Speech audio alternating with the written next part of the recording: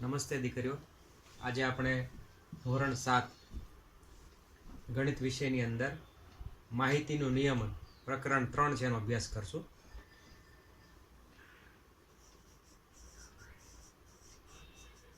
માહિતી એટલે કે ડેટા. માહિતીને શું કહેવાય? ડેટા કહેવાય અથવા ઇન્ફોર્મેશન કે જે તમે એકઠી કરો છો. તમને કોઈ વસ્તુની માહિતી એકઠી કરવાની કહે કે ધારો કે વર્ગખંડની અંદર આજે હાજર વિદ્યાર્થીઓ કોણ કોણ છે, તો તમે વર્ગખંડની અંદર જોશો અને રોલ નંબર પ્રમાણે જોતા જાઓ કે ભાઈ આ હાજર છે, આ ગેરહાજર છે, હાજર છે, ગેરહાજર છે. તો એક પ્રકારની માહિતી થઈ કે આજે તારીખ થઈ 19/10/2020, વાર છે સોમવાર. તો ભાઈ સોમવારે વર્ગખંડમાં કેટલા વિદ્યાર્થી હાજર છે, કેટલા ગેરહાજર છે, બરાબર? તો એ શું થયું? માહિતી થઈ. ગણિત વિષય છે એની એકમ કસોટી લેવાય અને તમારે 25 ગુણમાંથી અમુક ગુણ તમે મેળવ્યા છે. ધારો કે વર્ગખંડની અંદર સંખ્યા 10 છે, તો 10 દીકરીના નામ સાથે રોલ નંબર સાથે લખતા જવાનું કે ભાઈ આણે 25માંથી એટલા ગુણ મેળવ્યા છે, આ દીકરીએ 25માંથી એટલા ગુણ મેળવ્યા છે. તો એ શું કહેવાય? માહિતી કહેવાય. શું કહેવાય? માહિતી. એવી રીતે તમે ટીવીની અંદર પણ રોજ માહિતી જોતા હશો, ન્યૂઝ જોતા હશો, સમાચાર જોતા હશો. એમાં પણ દિવસના તાપમાન હોય કે ભાઈ 5 મહાનગર છે ગુજરાતના, એનું મહત્તમ અને લઘુત્તમ તાપમાન. મહત્તમ એટલે વધારે અને લઘુત્તમ એટલે ઓછું. તો એ પણ એક પ્રકારની શું છે? માહિતી જ છે. બરાબર છે? ઓકે. તો આપણે અહીંયા માહિતીના અમુક કોષ્ટક છે. માહિતી હંમેશા કોષ્ટક સ્વરૂપે હોય. કયા સ્વરૂપે હોય? કોષ્ટક સ્વરૂપે. આપણે એક માહિતી અંદર બુકમાં લખેલી છે, એ જોઈએ. કોષ્ટક 3.1. એમાં શહેરનું તાપમાન છે. ઘણા બધા શહેર છે, એટલે શહેરો. એ શહેરોનું તાપમાન અમુક ચોક્કસ તારીખે આપ્યું છે. જો 20/6/2006 એમાં શહેર લખ્યા છે આ બાજુ, અને મહત્તમ તાપમાન ડિગ્રી સેલ્સિયસમાં અને લઘુત્તમ તાપમાન. બરાબર? ટેમ્પરેચર છે. ટેમ્પરેચર હંમેશા શેમાં મપાય? ડિગ્રી સેલ્સિયસની અંદર મપાય. જોઈએ.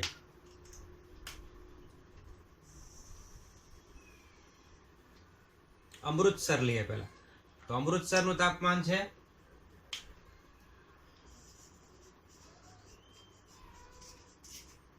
મહત્તમ એટલે વધુમાં વધુ 38 ડિગ્રી સેલ્સિયસ અને લઘુત્તમ 29 ડિગ્રી સેલ્સિયસ.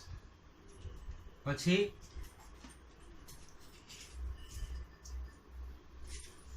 અમદાવાદ.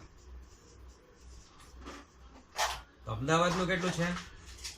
અમૃતસરનું 37 છે, મહત્તમ અને લઘુત્તમ 26 છે. પછી અમદાવાદનું 38 ડિગ્રી સેલ્સિયસ છે, મહત્તમ વધુમાં વધુ કઈ તારીખે? તો કે 20/6/2006 ના દિવસે, અને લઘુત્તમ છે 29 ડિગ્રી સેલ્સિયસ. પછી એક સિટી લઈએ, બેંગ્લોર, જેને બેંગલુરુ કહેવાય. હવે બેંગ્લોરનું નામ શું પડી ગયું? હવે બેંગલુરુ. એનું મહત્તમ તાપમાન છે 28 ડિગ્રી સેલ્સિયસ અને લઘુત્તમ છે એ 21 ડિગ્રી સેલ્સિયસ. બરાબર? પછી આપણે લઈએ ચેન્નઈ. ચેન્નઈ છે એનું મહત્તમ કેટલું છે? 36 ડિગ્રી સેલ્સિયસ અને લઘુત્તમ છે 27 ડિગ્રી સેલ્સિયસ. તો આ શું છે? બધી માહિતી છે. શેની? તાપમાનની. કયા દિવસના તાપમાનની? 20/6/2006 ના દિવસની. માહિતી કયા સ્વરૂપે છે? કોષ્ટક સ્વરૂપે છે. કયા સ્વરૂપે છે? કોષ્ટક સ્વરૂપે છે. આના ઉપરથી આ જે માહિતી છે એનાથી આપણે કઈ કઈ વસ્તુનો ખ્યાલ આવે? તો કે ભાઈ અમૃતસર શહેરનું 20 તારીખે મહત્તમ તાપમાન કેટલું? 37 ડિગ્રી સેલ્સિયસ. અત્યારે આપણે કોઠાની અંદર પાઠ્યપુસ્તકની અંદર કોઠો છે અને હું તમને હમણાં વિડીયો બનાવું એની સાથે પણ કોઠો આખો આપીશ. એમાં ટોટલ અમૃતસર, અમદાવાદ, બેંગ્લોર, ચેન્નાઈ, દિલ્હી, જયપુર, જમ્મુ, મુંબઈ એવા બધા ટોટલ 8 શહેર છે એના લઘુત્તમ અને મહત્તમ તાપમાન આપ્યા છે એ દિવસના 20/6. આ એક પ્રકારની માહિતી છે, એનું મેં નિયમન કર્યું છે, ગોઠવી છે. હવે માહિતી જે તમે ભેગી કરી છે એ માહિતીમાં તમને શું જોઈએ છે એને અનુરૂપ તમે માહિતી ગોઠવી, મેળવી, ભેગી કરી કે ભાઈ મારે એવું જાણવું હતું કે ભાઈ 20/6 આજના દિવસે ભારતના આટલા સિટી છે એનું લઘુત્તમ અને મહત્તમ તાપમાન કેટલું, મેક્સિમમ અને મિનિમમ. એ માહિતી મને મળે તો શું આપણે એક વાત પ્રશ્ન કરીએ કે ભાઈ એક અમૃતસર શહેર છે એનું મહત્તમ તાપમાન 37 ડિગ્રી સેલ્સિયસ છે, તો શું આખા વર્ષ દરમિયાન એ શહેરનું તાપમાન મહત્તમ તાપમાન 37 ડિગ્રી સેલ્સિયસ જ રહેતું હશે? ના, આ તો આજના દિવસનું છે, 20/6નું. 37 સેલ્સિયસ શિયાળામાં નહીં હોય, મહત્તમ ઘટી જશે. તો હવે તમને એમ થતું હશે કે સર મારે આ અમૃતસર શહેરનું વર્ષ દરમિયાનનું તાપમાન છે એ મારે સરેરાશ કેટલું છે મહત્તમ એ જાણવું હોય તો મારે શું કરવું પડશે? સમગ્ર વર્ષ દરમિયાન રોજે રોજનો તમારે મહત્તમ તાપમાનનો ડેટા લખવો પડશે કે ભાઈ આ તારીખે તારીખ 1 1/10 મહત્તમ તાપમાન 28, પછી 2/10 મહત્તમ તાપમાન આટલું. કયા શહેરનું? અમૃતસર. તો તમને ખબર પડશે આખો ડેટા ઉપરથી કે ભાઈ કયા દિવસે મેક્સિમમ ટેમ્પરેચર એટલે તાપમાન હતું. તો અહીંયા આપેલી છે માહિતી, એના કરતાં અલગ માહિતી તમારે બનાવવી પડશે. બરાબર છે? એમ આગળ જોઈએ આપણે એક બીજું કોષ્ટક છે, ફૂટબોલની ગેમનું છે. ફૂટબોલ છે એ ભારતમાં અમુક રાજ્યમાં પ્રચલિત છે, અમુક રાજ્યમાં નથી રમાતો. જેમ કે ગુજરાત છે ત્યાં ફૂટબોલ નહીં પણ ક્રિકેટ વધારે રમે છે માણસો, કબડ્ડી રમે, ખોખોની રમત વધારે રમાય.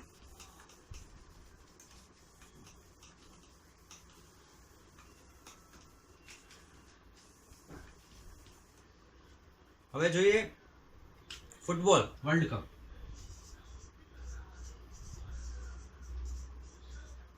ફૂટબોલ વર્લ્ડ કપ 2006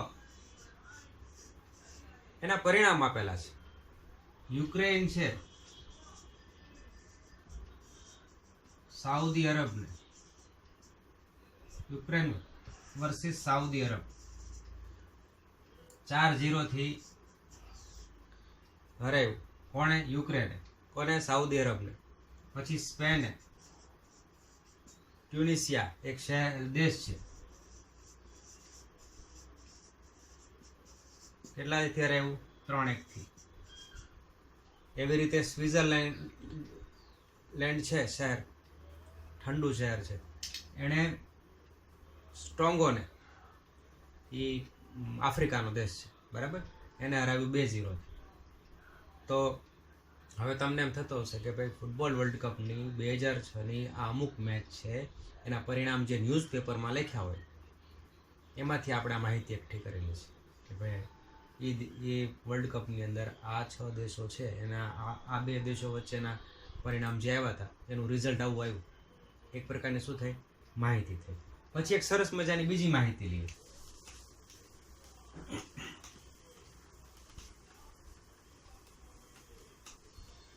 બરાબર, એ કોષ્ટક 3.3 એ છે અને એ વર્ગખંડની માહિતી.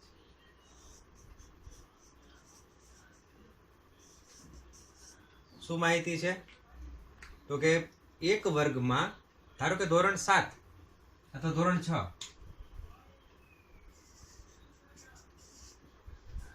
ધોરણ 6 એક વર્ગમાં અઠવાડિયા દરમિયાન ગેરહાજર રહેનારની માહિતી. બરાબર, તો સોમ,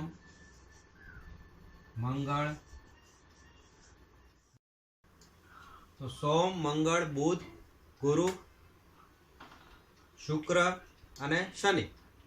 રવિવારે તો રજા હોય, બરાબર.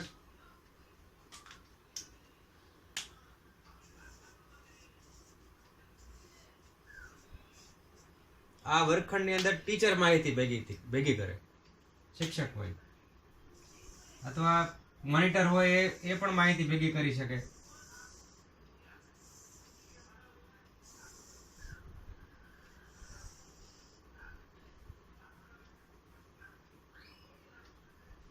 ગેરહાજર સંખ્યા, જો ગેરહાજર વિદ્યાર્થી એની સંખ્યા. બરાબર. સોમવારે કેટલા વિદ્યાર્થી ગેરહાજર રહ્યા હતા? 3. મંગળવારે 1. બુધવારે કોઈ નહીં. ગુરુવારે 1 2 3 4 5. બુધવારે ધારો કે વર્ગની સંખ્યા છે, કુલ સંખ્યા ધારો કે વર્ગની હોય, વર્ગની 25 છે. આપણે છઠ્ઠા ધોરણમાં વર્ગની સંખ્યા કેટલી છે? વર્ગમાં વિદ્યાર્થીઓની સંખ્યા 25 છે. ગુરુવારે તો 5 ગેરહાજર રહ્યા. પછી શુક્રવારે ઓછા 2, અને શનિવારે સવારની નિશાળ હોય એટલે અમુક દૂર રહેતા હોય વાડીમાં, તો એ બિચારા આવી ન શકે વહેલા, ઠંડીની સિઝન હોય તો પાછા, એટલે પપ્પા મૂકી ન શકતા, કાંઈક કામમાં હોય તો શનિવારે સંખ્યા ઓછી રહે સ્કૂલની અંદર. તો હવે તમને એમ થતું હશે કે સર આ બધી માહિતી છે એમાંથી આપણને શું જાણવા મળે? તો હું એ તમને પ્રશ્ન કરું કે ભાઈ કયા દિવસે આ અઠવાડિયું છે, કયા દિવસે વિદ્યાર્થીઓ ગેરહાજર જ નથી? કોઈ પણ વિદ્યાર્થી ગેરહાજર નથી. તમે કહેશો કે હા સર બુધવારે કોઈ ગેરહાજર નથી. બીજો પ્રશ્ન, કયા દિવસે સૌથી વધારે વિદ્યાર્થીઓ ગેરહાજર છે? સૌથી વધારે સંખ્યા ગેરહાજર વિદ્યાર્થીઓની છે? તરત થશે સર તો ખબર છે, ગુરુવારે. કેટલા વિદ્યાર્થીઓ ગેરહાજર છે? 5. તો આ કોષ્ટક સ્વરૂપે માહિતી લખી છે વર્ગખંડની અંદર એક અઠવાડિયા દરમિયાન જે ગેરહાજર રહેતા હતા વિદ્યાર્થીઓની. બરાબર. તો તમને માહિતી ઘણી બધી મળી. તમે તરત કહી શકશો કે હા આ ગુરુવાર છે, ત્યારે કંઈક હોવું જોઈએ જેથી કરીને કોઈ 5 વિદ્યાર્થી ગેરહાજર રહ્યા. શું ગામમાં 2-3 લગ્ન હશે, લગ્નગાળો હશે? તરત માહિતી ખબર પડે, તમે જાણી શકો, સંશોધન કરી શકો, અને તમારા વર્ગખંડની અંદર એની માહિતી છે એ ઉપયોગી થાય. બરાબર છે. પછી માહિતીનો સંગ્રહ.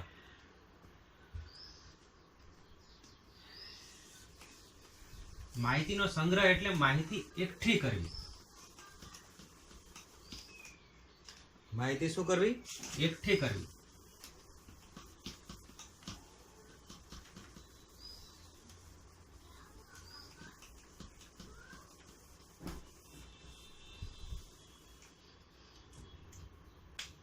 Collecting data.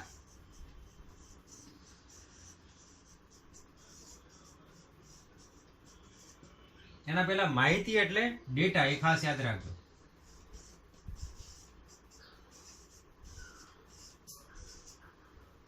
આગળ જતા તમને ડેટા જ બોલશે કે ભાઈ આજે ડેટા ભેગો કરો, આનો ડેટા લાવો.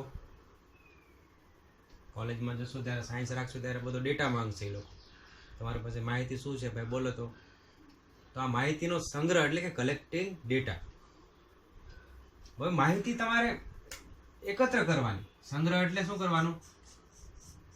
માહિતીનું એકત્રીકરણ.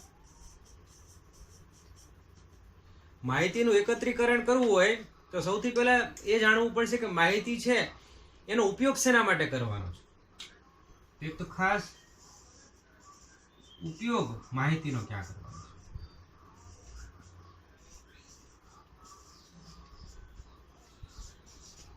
ઉપયોગ શેના માટે કરશું એના ઉપરથી તમને ખબર પડશે કે માહિતી તમારે કઈ ભેગી કરવી છે, કેવી રીતે એકઠી કરવી એ પણ તમને ખ્યાલ આવશે. બરાબર. ધારો કે ગણિત છે, એની અંદર તમારા વર્ગનો દેખાવ છે, એ તમારે જાણવો છે, એનો ડેટા ભેગો કરવો છે, તો તરત જ તમારે શું કરવું પડશે કે ભાઈ ગણિત છે, એકમ કસોટી તમારે લેવાની, એની બુક લેવાની, એમાંથી એક બધી ભેગી કરીને એક સરસ મજાનું પેજ લેવાનું, એમાં કોષ્ટક બનાવવાનું, ક્રમ, વિદ્યાર્થીનું નામ, રોલ નંબર અને ગણિતમાં 25માંથી મેળવેલા ગુણ. બધા વિદ્યાર્થીના ધીમે ધીમે નામ લખતા જાઓ અને 25માંથી મેળવેલા ગુણ લખતા જાઓ. તો હવે તમને ખ્યાલ આવ્યો કે ભાઈ માહિતી શેના માટે જરૂરી છે અને શેના માટે ઉપયોગ કરવાનો છે એને અનુરૂપ એકત્ર કરવી પડશે. ગણિત વિષયની માહિતી એકત્ર કરવી હોય અને તમે ગુજરાતીની એકમ કસોટી લઈને બેસો તો એમ હોય એનો હેતુ શું છે એના ઉપરથી તમારે માહિતી એકત્ર કરી શકાય, કલેક્ટ કરી શકાય. બરાબર. હવે સૌથી પહેલા આ માહિતી એકત્ર કરવી હોય, બરાબર છે, તો માહિતી આપણે એકત્ર કરવા જઈ રહ્યા છીએ તો આપણે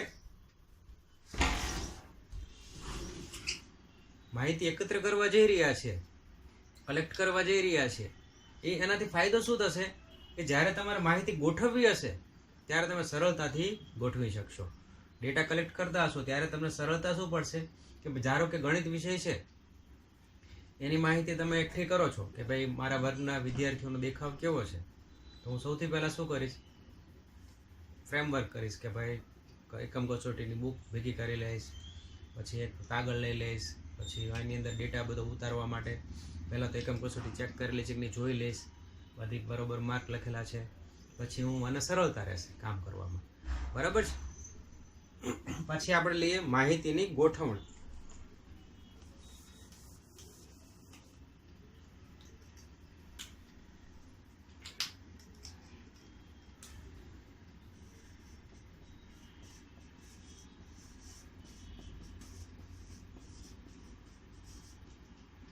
માહિતીની ગોઠવણી. તો અહીંયા એક વાત કરેલી છે કે ભાઈ અંગ્રેજી વિષયમાં વિદ્યાર્થીઓનો દેખાવ આપણે જોઈએ છે, તો એ માહિતી છે એ મારે ગોઠવવી છે.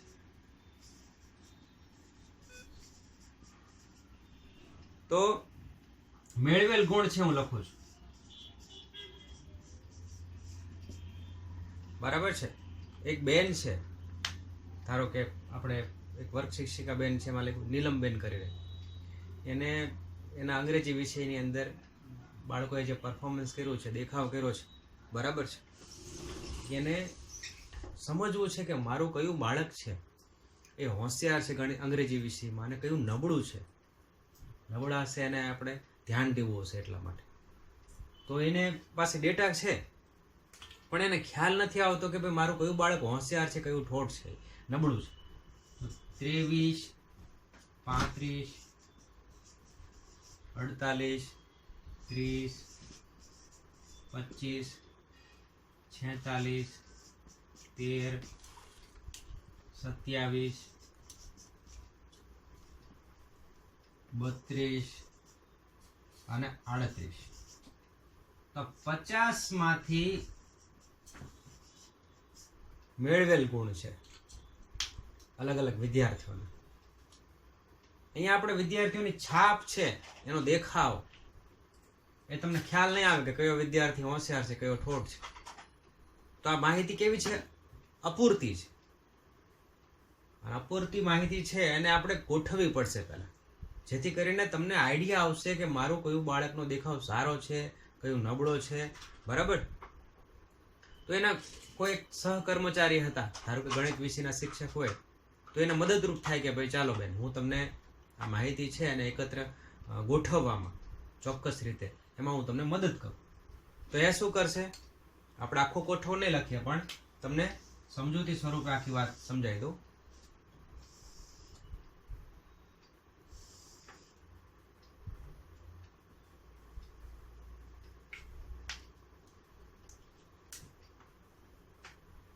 અહીંયા રોલ નંબર,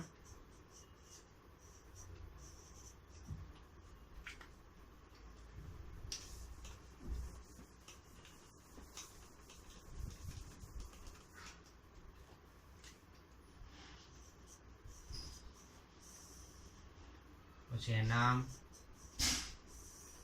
પછી 50માંથી મેળવેલ ગુણ, આ રીતે. બરાબર. તો અહીંયા રોલ નંબર આપણે 1, 2, 3 એમ 10 સુધી રોલ નંબર લખી નાખવાના. બરાબર. પછી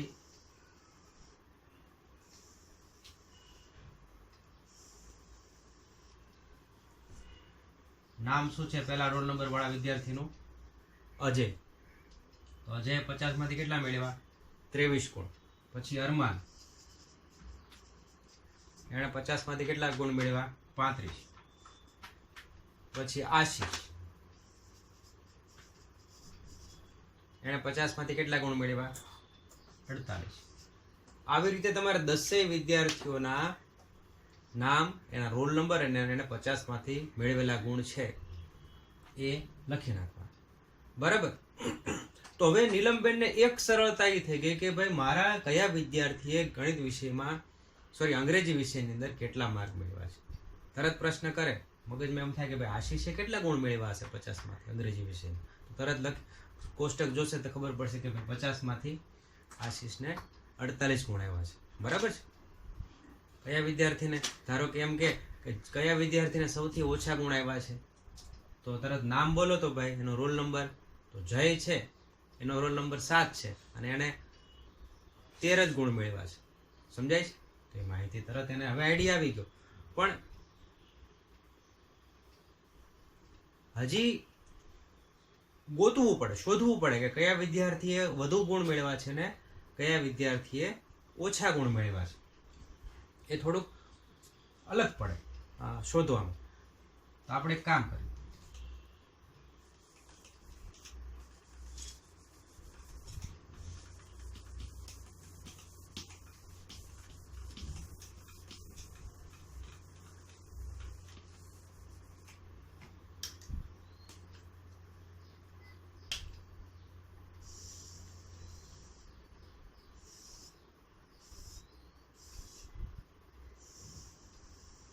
હવે એક કામ કરીએ, આપણે ઉતરતા ક્રમમાં ગોઠવી નાખીએ.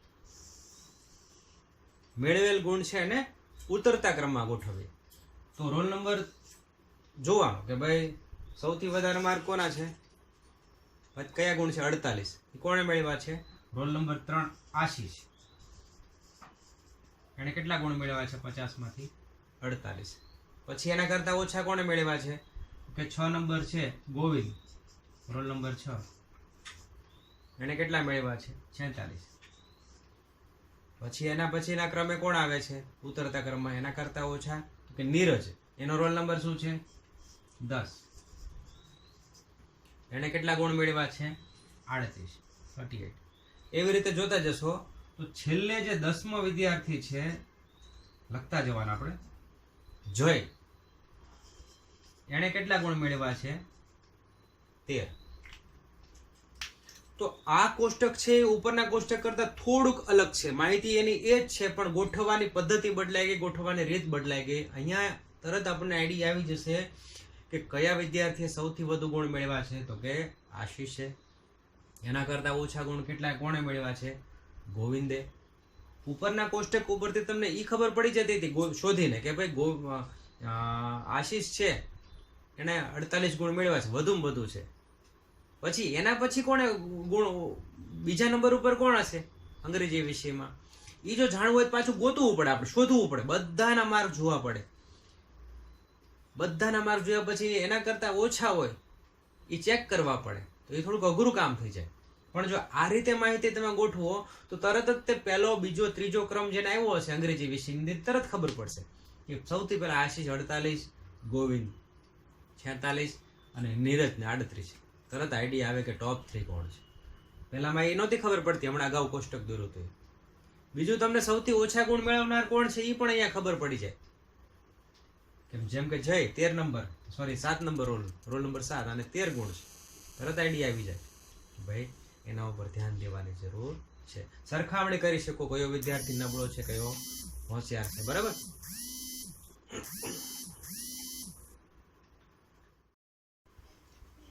હવે આપણે પ્રતિનિધિ મૂલ્યો એટલે કે પ્રતિનિધિ મૂલ્યો જોવાના છે અને પછી આપણે એના ઉપરથી સરાસરી કે જેને એવરેજ કહેવાય એ જોવાની છે.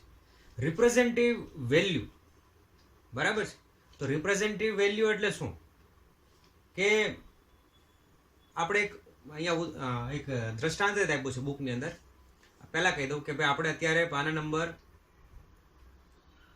57, 58 અને અત્યારે 59 ઉપર છીએ, બરાબર છે. પેજ નંબર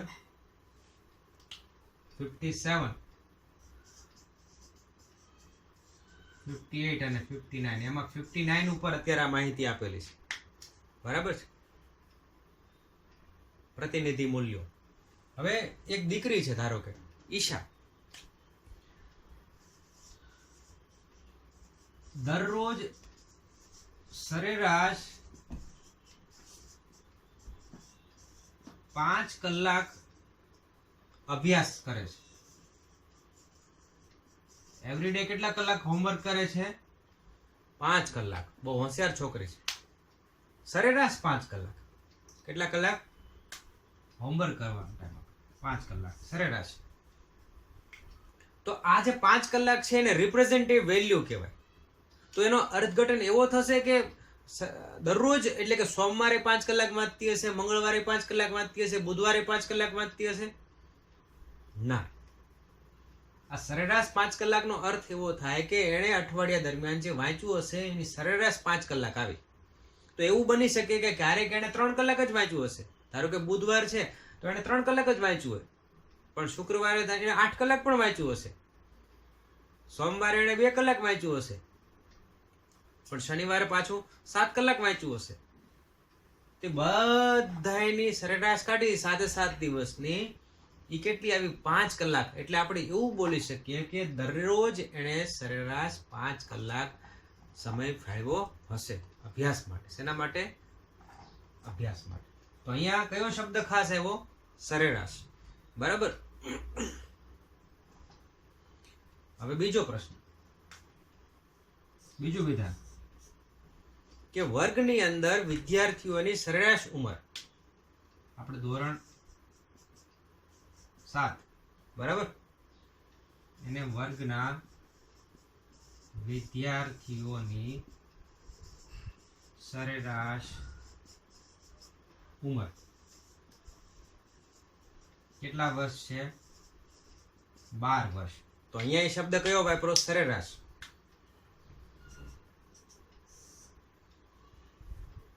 બરાબર. અહીંયા શબ્દ કયો વાપરો? સરેરાશ. તો ધોરણ 7 છે, એની આપણે સંખ્યા ટોટલ 12 છે. કેટલા વિદ્યાર્થીઓ છે? 12 વિદ્યાર્થીઓ.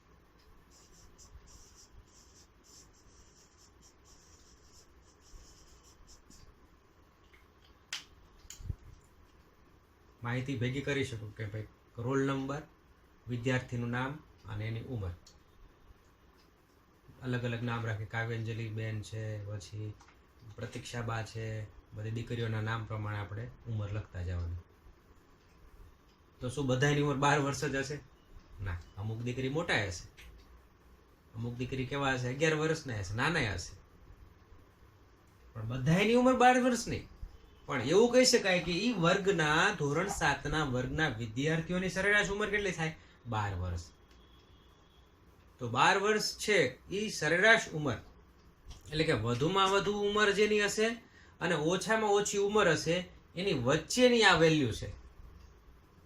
બરાબર. કોઈક દીકરી 13 વર્ષની હશે, કોઈક દીકરી 7 વર્ષની હશે. તો આ સરેરાશ વેલ્યુ છે એની વચ્ચેની વેલ્યુ હશે 12 વર્ષે, એવું કહેવાય. એટલે એવું જરૂરી નથી કે બધાની ઉંમર 12 વર્ષ. પણ આ વર્ગના વિદ્યાર્થીઓ જો કોઈ એડમિશન લે ધોરણ 7 ની અંદર, તો એની ઉંમર કેટલી હશે? સરેરાશ ઉંમર 12 વર્ષની આજુબાજુ જ હશે. બહુ વધારે ડિફરન્સ હશે નહીં. બરાબર. હવે આપણે આ 12 વર્ષ છે એ શું કરે છે? પ્રતિનિધિત્વ કરે છે. શું કરે છે આ 12 વર્ષ? એટલે કે સરાસરી અથવા 12 વર્ષ છે એ પ્રતિનિધિત્વ કરે. કોનું પ્રતિનિધિત્વ કરે? તો કે ભાઈ ધોરણ 7ના વર્ગના વિદ્યાર્થીઓની ઉંમરનું પ્રતિનિધિત્વ કરે. એ એનું પ્રતિબિંબ પાડે છે કે ભાઈ અહીંયા વિદ્યાર્થીઓની સરેરાશ ઉંમર કેટલી હશે એનો અંદાજ લગાવી શકાય. તરત તમને એમ થશે કે સાહેબ ધોરણ આપણે 2 એના વર્ગના વિદ્યાર્થીઓની સરેરાશ ઉંમર છે યા 12 વર્ષ કરતા કેવી હશે? ઓછી હશે. શું કેવી હશે? ઓછી. કેમ કે એના વિદ્યાર્થીઓ કેવા હશે? નાના હશે. તરત જ તમે કમ્પેરિઝન કરી શકો કે ધોરણ 2ના વિદ્યાર્થીઓની સરેરાશ ઉંમર અને ધોરણ 7ના વિદ્યાર્થીઓની સરેરાશ ઉંમર વચ્ચે તફાવત હશે. ધોરણ 7ના વિદ્યાર્થીઓની સરેરાશ ઉંમર કેવી હશે? વધારે. ધોરણ 2ના વિદ્યાર્થીઓની સરેરાશ ઉંમર કેવી હશે? ઓછી હશે. આગળ જઈએ આપણે. હવે આપણે અંક ગણિતીય સરાસરીનો મુદ્દો સમજવાનો છે.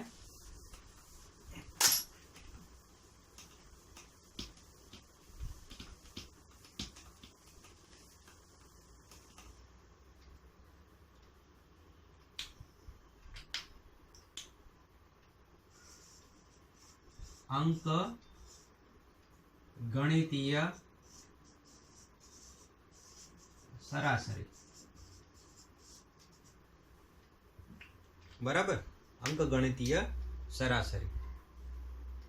અને એ માહિતી જે છે એના ઉપરથી તમે કાઢી શકો સરાસરી.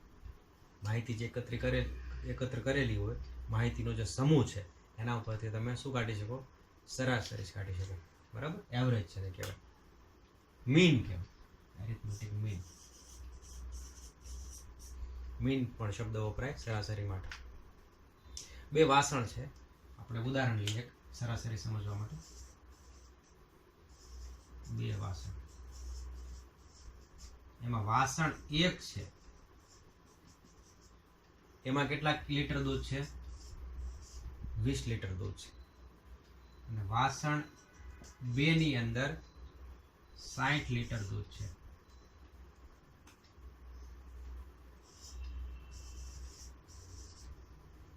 કેટલા લીટર દૂધ છે? 60 લીટર દૂધ.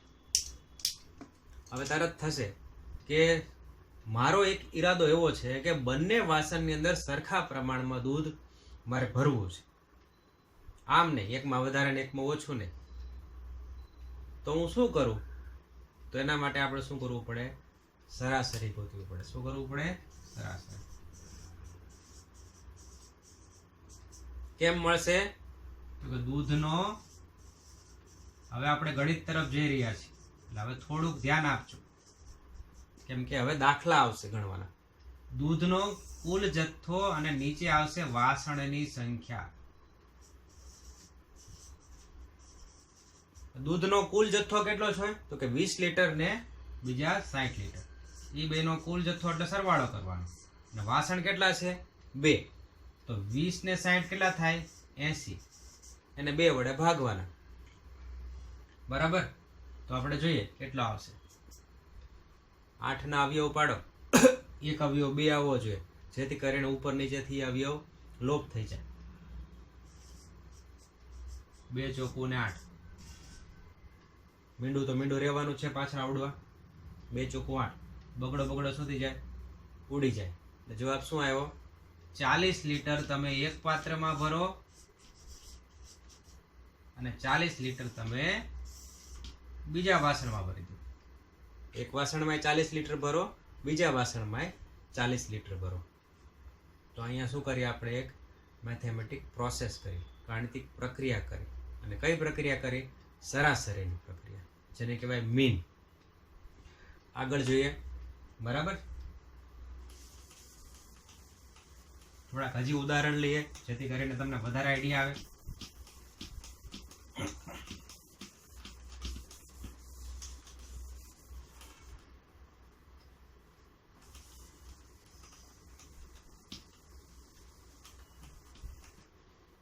બરાબર, તો સરાસરી છે, બરાબર, એ કઈ રીતે વ્યાખ્યાયિત કરી શકાય?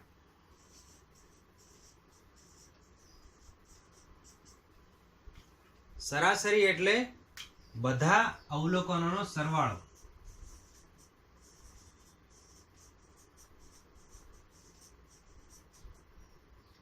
બધા અવલોકનોનો સરવાળો. અવલોકનો એટલે શું? તો કે આ જે દૂધનું કદ છે એ 20 લીટર 40 લીટર એ બધું, પછી મેળવેલા ગુણ 20 25 27 એ બધા અવલોકન કહેવાય. વિદ્યાર્થીઓની ઊંચાઈ 5 ફૂટ 7 ફૂટ 2 ફૂટ 3 ફૂટ, એ બધા શું કહેવાય? અવલોકનો કહેવાય. વિદ્યાર્થીઓની સંખ્યા, વિદ્યાર્થીઓની ઊંચાઈ, વિદ્યાર્થીઓનું વજન, બરાબર, તાપમાન, એ બધા શું કહેવાય? ક્રિકેટરે કરેલા રન, એ બધા શું કહેવાય? અવલોકન કહેવાય. એનો સરવાળો. ભાગ્યા અવલોકનોની સંખ્યા.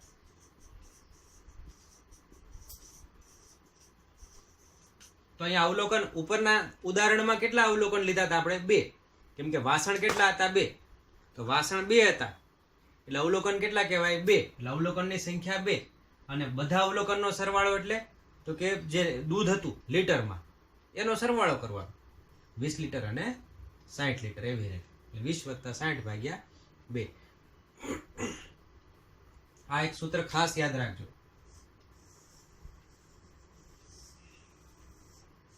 સરાસરી અથવા મીન શોધવા માટેનું ફોર્મ્યુલા છે. હવે આપણે એક ઉદાહરણ 1 ગણીએ. આશીષ સતત 3 દિવસ, વિદ્યાર્થીનું નામ છે આશીષ, 3 દિવસ સુધી 4 કલાક, પછી બીજા દિવસે 5 કલાક, ત્રીજા દિવસે 3 કલાક અભ્યાસ કરે છે. તો દરરોજનો સરાસરી સમય કેટલો હશે અભ્યાસનો? તો અહીંયા અભ્યાસના સમયની સરાસરી શોધવી છે. અભ્યાસના સમયની સરાસરી શોધવી છે. તો અહીંયા સૂત્ર શું વાપરશે? સરાસરીનું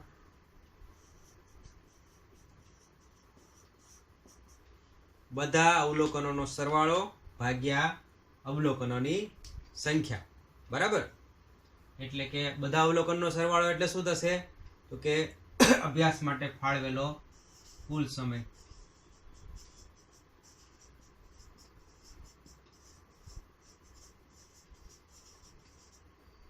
અથવા એવું નથી લખવું, ભલે ચોપડીમાં એ રીતના લખવું, આપણે એમ જ લખીએ બધા અવલોકનોનો સરવાળો ભાગ્યા અવલોકનોની સંખ્યા. બધા અવલોકનોનો સરવાળો ભાગ્યા અવલોકનોની સંખ્યા.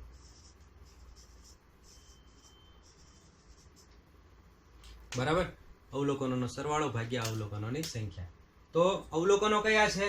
તો કે આ બધા અવલોકન છે. આને શું કહેવાય? અવલોકન. બરાબર? તો અવલોકનોનો સરવાળો એટલે શું? તો કે અભ્યાસ માટે ફાળવેલો કુલ સમય.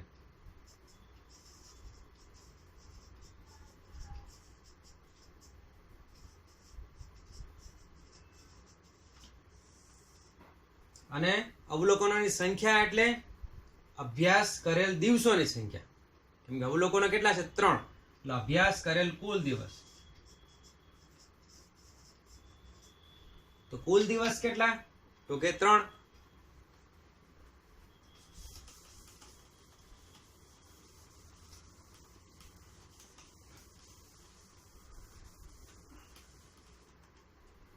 તો અભ્યાસ માટે કુલ સમય, તો કુલ સમય ગણવો હોય તો તમે શું કરશો?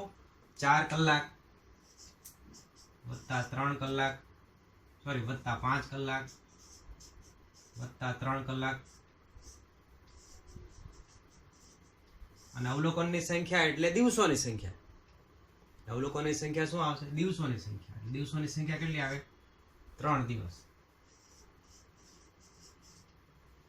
બરાબર? તો 4 ને 5 9,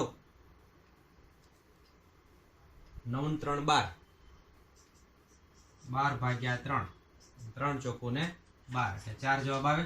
કેમ કે 12 નો અવયવ પાડો 3 ચોકું, તો 3 3 ઉડે એટલે કેટલા વધે? 4.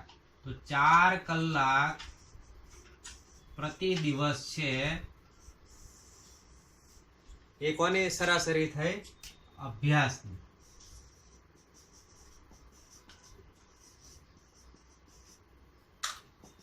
અથવા સરેરાશ પણ કહેવાય. ભાઈ એને એક દિવસ 4 કલાક જેટલું વાંચ્યું હશે, એ અભ્યાસની સરાસરી થઈ. તો ઘણી વખત એવું થાય કે માંદો પડી ગયો હોય તો 3 દિવસ હોય, ધારો કે સોમ મંગળ બુધ, તો એણે સોમવારે થોડુંક ઓછું વાંચ્યું હશે, 3 કલાક વાંચ્યું હશે, મંગળવારે 2 કલાક જ વાંચ્યું હશે, બુધવારે 1 કલાક જ વાંચ્યું હશે. તો જ્યારે તમે એ સરાસરી મેળવશો, એ સરાસરી કેવી આવશે? અત્યારની સરાસરી કરતાં ઓછી આવશે. તો વર્ગખંડના વર્ગ શિક્ષક છે એ આવી સરાસરીની માહિતી ઉપરથી કહી શકશે કે બાળકે અભ્યાસ ઓછો શું કામ કર્યો હશે, તો કે ભાઈ માંદું પડી ગયું હશે અને કાંઈક પ્રોબ્લેમ હશે, તો એ નિરાકરણ કરી શકશે, પ્રશ્નનું સમાધાન કરી શકશે. તમે પોતે પણ થોડુંક સમજી શકો. તમે આવી સરાસરી કાઢો, રોજનો નોંધ કરતા જાઓ, માહિતીની નોંધ કરતા જાઓ, માહિતી એકત્ર કરતા જાઓ અને એવરેજ કાઢો, તો પણ તમને ખબર પડે કે હું રોજના અંદાજે કેટલા કલાક સરેરાશ કેટલા કલાક વાંચું છું, એ મને ખ્યાલ આવે. બરાબર. પછી આગળ ઉદાહરણ 2.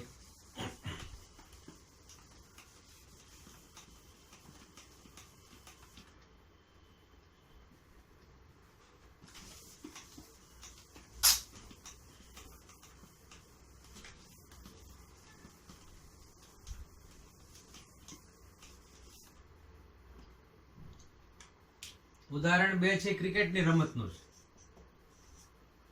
બરાબર છે. અને એમાં બેટ્સમેન છે. કોણ છે? બેટ્સમેન.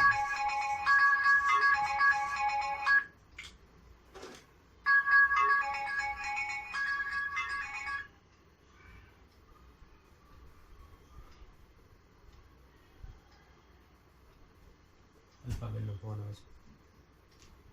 ઓકે. ઉદાહરણ 2 એ બેટ્સમેનનું છે. તો એમાં 6 દાવ ટોટલ. એમાં નીચે પ્રમાણે રન બનાવ્યા છે.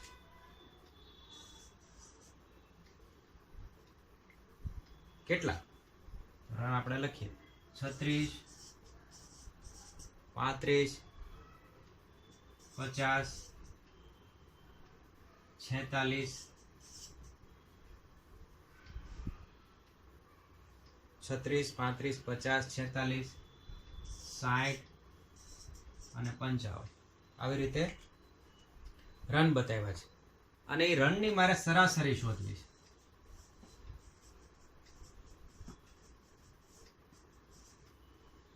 તો રનની સરાસરી શોધીશ તો સૂત્ર કયું વાપરીશ? બધા અવલોકનોનો સરવાળો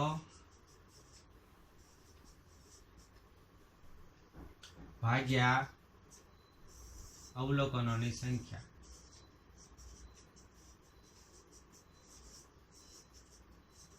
તો અહીંયા અવલોકનો છે એની સંખ્યા કઈ થઈ? તો કે દાવ છે અવલોકનોની સંખ્યા થઈ. તો નીચે આપણે લખી નાખીએ 6 દાવ. અને અવલોકનોનો સરવાળો એટલે આ જે થયા રન એ અવલોકનોનો અવલોકન થયા. શું થયા? એ શું થયા? અવલોકન. તો કેટલા અવલોકન છે? 6. એનો સરવાળો કરવો છે. તો 36 વત્તા 35 વત્તા 50 વત્તા 46 વત્તા 60 વત્તા 55. આ રીતે લખી નાખો. બરાબર. એનો ટોટલ કેટલો આવશે? તો કે 282. એ રન થયા. અવલોકન એટલે શું થયા? રન. અને નીચે કેટલા દાવ છે? 6. હવે 282 છે અને 6 વડે ભાગવાના. બરાબર. તો અહીંયા જ ભાગીએ આપણે. 2 આંકડા લઈએ કેમ કે 2 ને 6 વડે ન ભાગી શકાય. નાનું સંખ્યા થાય 2 એટલે 6 ચોકુ ને 24 હતા 28. 6 ચોકુ 24 આવ્યા. તો 28 માંથી 24 જાય તો બધી કેટલી આવે? 4 આવે ને. એ 4 અહીંયા મૂકી દઈએ તો 42 થયા. 40 ને 2 હવે 6 ના ઘડિયા 42 આવે. 6 સત્તા 42. અહીંયા આવશે 6 સત્તા 42. એટલે કેટલો જવાબ આવ્યો? 47. ભાગાકાર કરીને કરી શકો. 6 ચોક 24, 8 માં 4 જાય 4, 2 માં 2 જાય 0, ઉપરથી તારો બગડો 6 સત્તા 42. તો ભાગફળ 47 આવ્યું. એટલે કે 282 ને 6 વડે ભાગો. જવાબ કેટલો આવે? 47 રન પ્રતિ દાવ. આ એની શું આવી? સરાસરી આવી. શું આવી? સરાસરી. શેની સરાસરી આવી? રનની સરાસરી આવી. બરાબર. એક બેટ્સમેનના રનની. અહીંયા પણ તમે છેદ ઉડાડી શકો 47 અને ભાગાકાર કરીને કરી શકો ન ફાવે તો અહીંયા સરાસરીની અંદર તમને સરવાળો અને ભાગાકાર કરતા આવડવા જોઈએ. બરાબર. હવે એક બીજો પ્રશ્ન અહીંયા કીધા છે પ્રશ્ન, એનો આપણે સમાધાન લઈએ. શું સરાસરી દરેક અવલોકનથી મોટી છે? તો અવલોકન અહીંયા ટોટલ 6 છે. 36, 35, 50, 46, 60 અને 55 એ રન છે, એ અવલોકન છે. તો 47 એ સરાસરી આવી. તો દરેક અવલોકન કરતા એ સરાસરી મોટી નથી. બરાબર. પણ એ કેવી છે? એ અવલોકનની અંદર સમાઈ જાય છે. બરાબર છે. પછી શું સરાસરી દરેક અવલોકન કરતા નાની છે? તો જોજો 47 છે એ નાનામાં નાનું અવલોકન કેટલું છે? 36. એના કરતા નાની નથી પણ એના કરતા મોટી છે. તો દરેક અવલોકન છે એમાં મોટા મોટું અવલોકન કેટલું? વધુમાં વધુ રન કેટલા? 60. એના કરતા મોટી છે? નાનામાં નાના અવલોકન કરતા સરાસરી મોટી હશે અને મોટામાં મોટા અવલોકન કરતા સરાસરી કેવી હશે? નાની હશે. એટલે સરાસરી માટે એક ખાસિયત છે કે સરાસરી હંમેશા લઘુત્તમ અવલોકન અને મહત્તમ અવલોકનની વચ્ચે જ હોય હંમેશા. આ ખાસ યાદ રાખજો. જેમ કે આપણી સરાસરી 47 આવી, એ 36 અને 60 ની વચ્ચે જ હશે. બરાબર. સરાસરી છે એ મહત્તમ અવલોકન કરતા મોટી ન હોય અને લઘુત્તમ અવલોકન કરતા નાની ન હોય, એની વચ્ચે હોય લઘુત્તમ અવલોકન, એટલે કે વધુમાં વધુ રન અને ઓછામાં ઓછા રનની વચ્ચે જ હોય સરાસરી. બરાબર.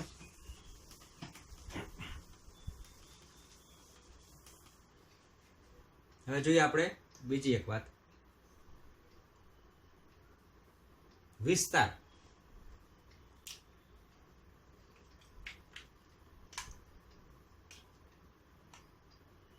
વિસ્તારને કહેવાય રેન્જ.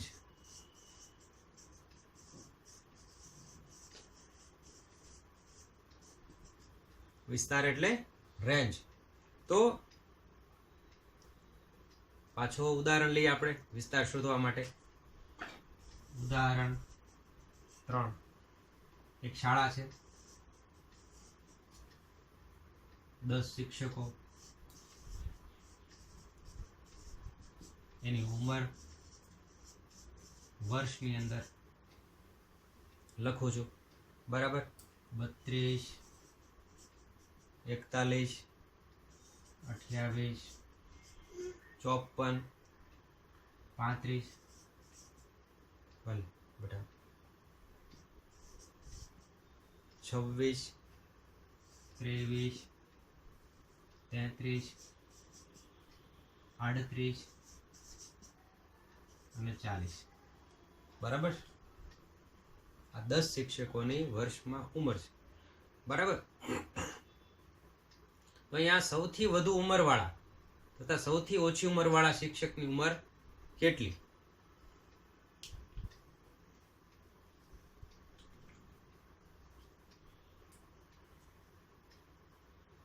તો સૌથી વધુ ઉંમર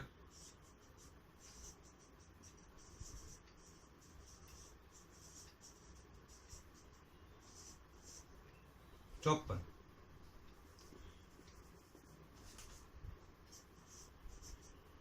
સૌથી વધુ ઉંમર કેટલી થશે? 54. તો દીકરીઓ અહીંયા સૌથી વધુ ઉંમર જે છે એ 54 વર્ષ છે. બરાબર. હવે સૌથી ઓછી ઉંમર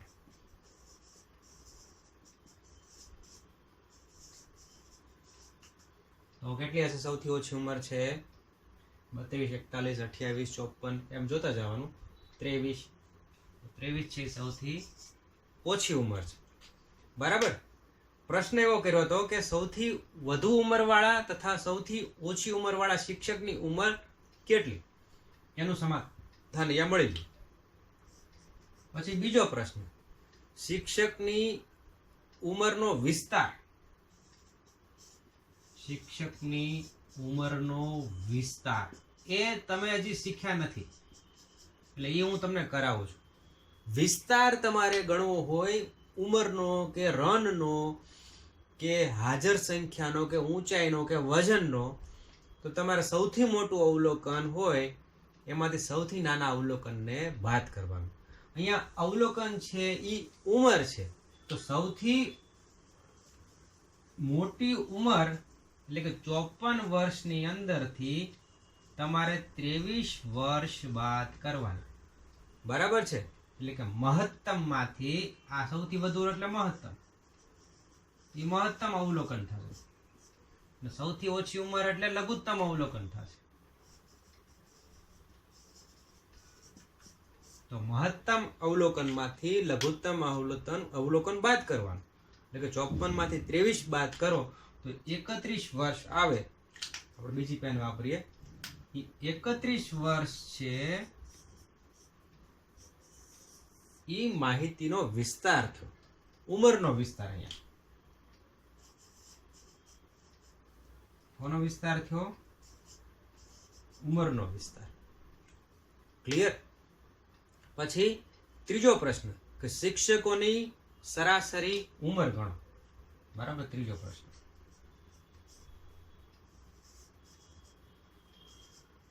ઉંમરની સરાસરી. તો આ પ્રશ્નમાં શું આવશે? તો કે બધા અવલોકનોનો સરવાળો ભાગ્યા અવલોકનોની કુલ સંખ્યા. અવલોકનોની કુલ સંખ્યા. તો આપણે હવે સરાસરી જોઈ લઈએ. બરાબર? વિસ્તાર તમને સમજાઈ ગયો હશે. વિસ્તાર કોને કહેવાય?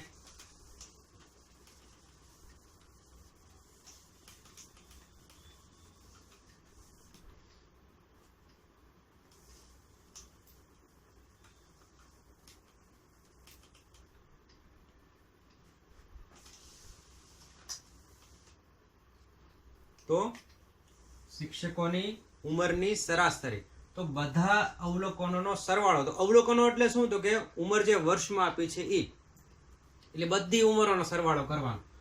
એટલે કે 32 વત્તા 41 વત્તા 28 વત્તા 54 વત્તા 35 વત્તા 26 વત્તા 23 વત્તા 33 વત્તા 38 અને વત્તા 40. 10 શિક્ષક છે એટલે ગણી લેવાના. 10 થાય છે.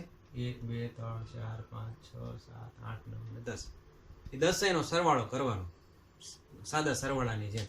એટલે એ હું તમને કરાવતો નથી, તમે 7મા ધોરણમાં છે એટલે સરવાળો કરતા આવડશે. બરાબર? અને અવલોકનોની કુલ સંખ્યા. તો શિક્ષક કેટલા છે?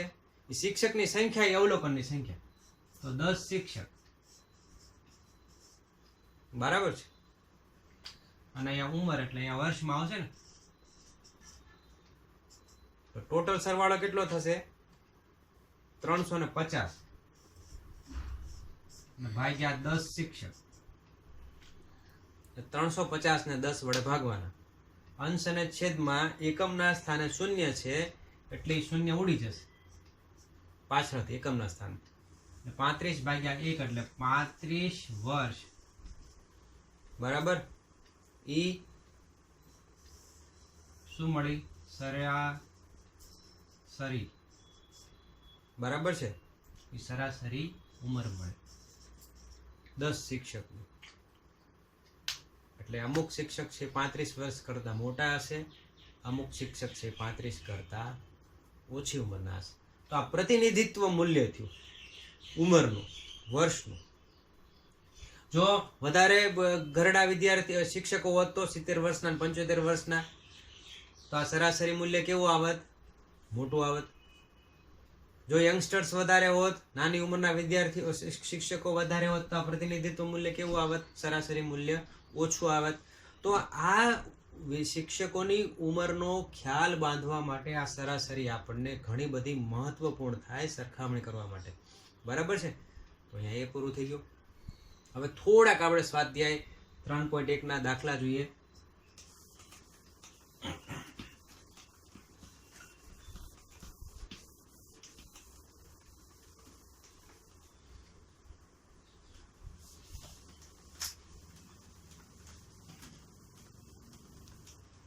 સ્વાધ્યાય 3.1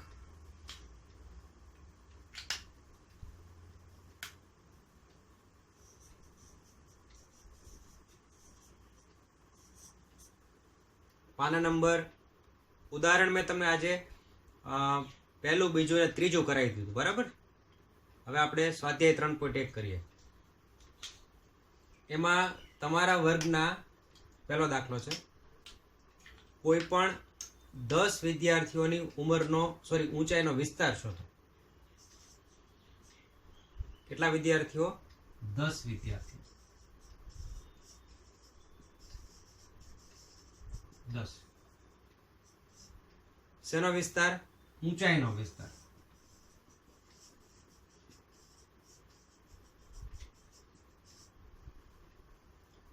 આપણા વર્ગની વાત કરવાની. ધોરણ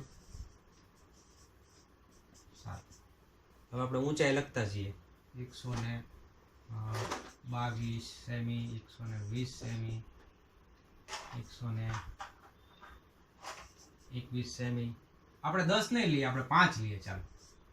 બરાબર, દાખલો ગણીએ છીએ, સરવાળા કરવામાં સરળતા પડે એટલે. પછી 119 સેમી અને 118 સેમી. આ 5 વિદ્યાર્થીઓની ઊંચાઈનો વિસ્તાર શોધવો છે. 5 ની બદલે 7 પણ કે પરીક્ષાની અંદર, 10 જ કેવું જરૂરી નથી, બરાબર. તો અહીંયા આપણે વિસ્તાર શોધવાનો છે ઊંચાઈનો.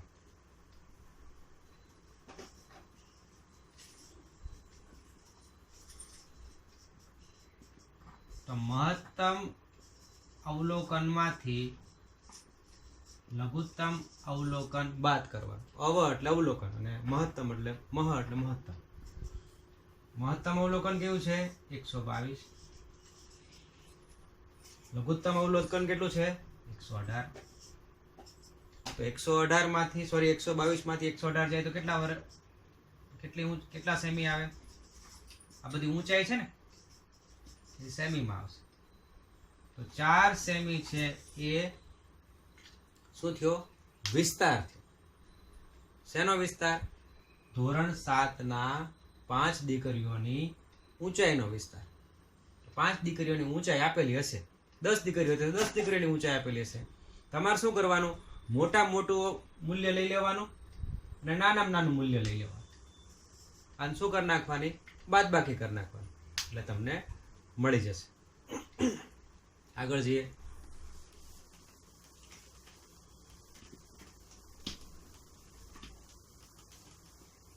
સ્વાધ્યાય 3.1 દાખલા નંબર 2. બહુ સરસ દાખલો છે. કોઈક વર્ગના એક મૂલ્યાંકનમાં મેળવેલ નીચે દર્શાવેલ ગુણને કોષ્ટકમાં દર્શાવો. આપણે અહીંયા રોલ નંબર અને મેળવેલ ગુણ.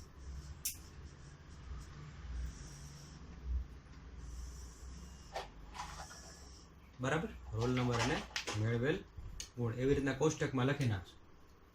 4, 6 રોલ નંબર પ્રમાણે લખતા જઈએ તો 1, 2, 3, 4. નાનું બનાવ્યા તો બહુ મોટું કોષ્ટક થશે.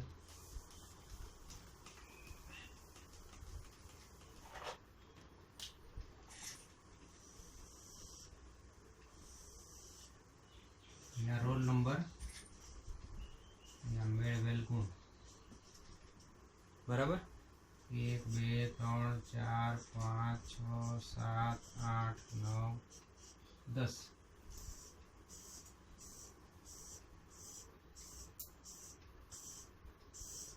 બરાબર, 4, 6, 7, 5, 3, 5, 4, 4, 6, 7, 5, 3, 5, 4, 5, 2. પછી પાછા લખીએ.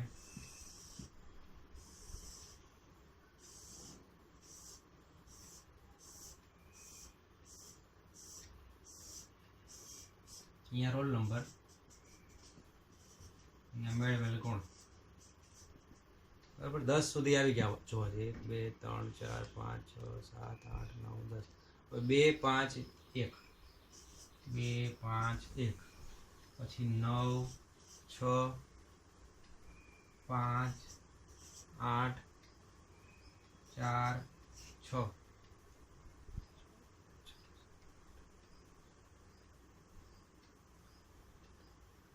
6 અને 7 ફરીથી એક વખત 4 6 7 5 3 5 4 5 2 પછી 6 પછી 2 5 બરાબર 1 9 6 5 एक मिनट 4 6 7 5 3 5 4 5 2 6 2 5 1 9 6 5 8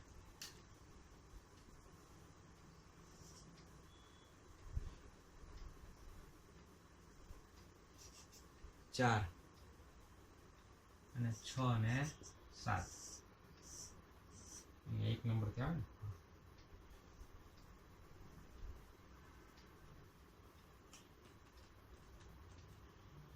1 2 3 4 5 6 7 8 9 10 11 12 13 14 15 16 17 18 19 અને 20 રોલ નંબર અને મેળવેલ ગુણ. ઘણીવાર આ કોષ્ટક બનાવવું અઘરું પડી જાય, માહિતી વધારે છે એટલા માટે આવી રીતના ફટાફટ બનાવી નાખવાનું. હવે સૌથી વધારે ગુણ કેટલા? પ્રશ્ન પહેલો.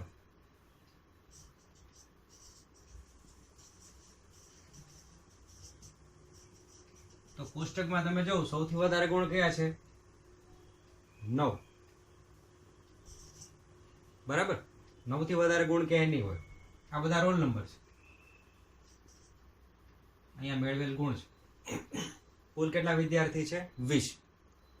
એને 10 માંથી મેળવેલા ગુણ અહીંયા બધા બતાવેલા છે. પછી સૌથી ઓછા ગુણ, મૂળ વસ્તુ છે એ તમારે કોષ્ટક બનાવવામાં જ વધારે સમય જશે. બાકી તમારે જે પ્રશ્નોના જવાબ આપવાના 4 ના એ તો 2 મિનિટમાં આવડી જશે કોષ્ટક બની ગયા પછી. સૌથી ઓછા ગુણ કયા? 4 6 7 5 3 એમ જોતા જવાના. અને 1 એ સૌથી ઓછા ગુણ છે, નબળો વિદ્યાર્થી હશે. પછી માહિતીનો વિસ્તાર. વિસ્તારમાંથી શું કરવા? વિસ્તાર માટે શું કરવાના? તો કે સૌથી વધુ ગુણમાંથી સૌથી ઓછા ગુણ બાદ કરવાના. મહત્તમ અવલોકનમાંથી લઘુત્તમ અવલોકન બાદ કરવાનું. 9 માંથી 1 જાય તો કેટલા આવે? 8 આવે. એ એનો વિસ્તાર. બરાબર. અને હવે ચોથું લઈએ, સરાસરી. સરાસરી લેવા માટે શું કરવાનું? બધાય અવલોકનો છે એનો તમારે શું કરવાનો? સરવાળો કરવાનો. અને પછી અવલોકનોનો સરવાળો કરો એટલે એના ભાગ્યા અવલોકનોની સંખ્યા. તો 4 માં 6 નાખો તો કેટલા થશે? અહીંયા અવલોકનોનો સરવાળો ભાગ્યા અવલોકનોની સંખ્યા. બરાબર. તો 4 માં 6 નાખો 10, 10 ને 7 17, 17 ને 5 22, 22 ને 3 25, 25 ને 5 30, 30 ને 4 34, 34 માં 5 નાખો તો 39, 39 ને 2 41, 41 ને 47, 49, 54, 55, 64, 70, 75, 83, 87, 89 અને 7 96. તો અવલોકનોનો સરવાળો કેટલો આવ્યો? 96 આવ્યો. અને અવલોકનોની સંખ્યા કેટલી આવી? 20. બરાબર છે. તો 96 છે એને 20 વડે તમારે ભાગી નાખવાના, તો તમને જે સરાસરી મળે એ તમારે સરાસરી જે થશે એ થશે. ફરીથી એક વખત લઈ લો, અહીંયાથી જોઈને 4 ને 6 10 ને 7 17 ને 5 22, 22 ને 3 25 ને 5 30 ને 34, 5 39 ને 2 41 ને 47 ને 49 ને 5 54 ને 55 ને 9 64, 70 75 ને 8 83 ને 4 87 ને 6 87 ને 6 93, 93 માં 7 નો તો 100 આવશે. કેટલો આવશે? 100. આ બધા અવલોકનોનો સરવાળો ભાગ્યા અવલોકનોની સંખ્યા 20 એટલે કેટલો આવ્યો જવાબ? 5. આ ચોથો જવાબ આવ્યો. શેનો? સરાસરીનો. તો પહેલો પ્રશ્ન શું હતો? સૌથી વધારે ગુણ કેટલા? તો કે 9. સૌથી ઓછા ગુણ કેટલા? 1. માહિતીનો વિસ્તાર કેટલો? 8 ગુણ.